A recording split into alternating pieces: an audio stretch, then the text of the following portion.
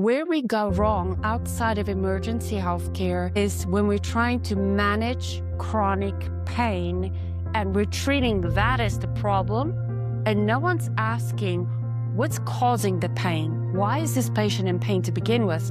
What got them to this point? And unless you reverse engineer and try to figure out how you got sick in the first place, you're never going to enter full, robust remission. So now that you understand that CRPS is not a pain condition and it didn't happen in one event, it wasn't one thing that went wrong that caused you to have it, it should make it clear to you that treating the root cause is incredibly important if you're ever going to recover. And in order to treat it, you have to treat the central nervous system. Why? Why do we treat the central nervous system? We don't think about it that much. It is the master control system that runs every single thing in your body.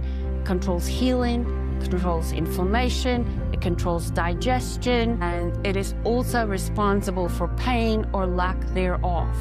So, if we can go back to that control system and change it, it will change everything for you. That is how you are going to recover. I used the tire example earlier. You take your car to a mechanic or you're gonna clean it. What if you had a pit crew working on your car?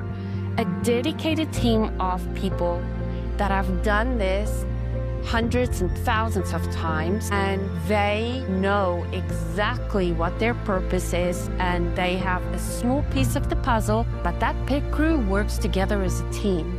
That's a big frustration I see with patients. I go in, I go see a doctor, I have to go through my entire history. Sometimes they believe me, sometimes they don't, sometimes they heard of CRPS, sometimes they haven't.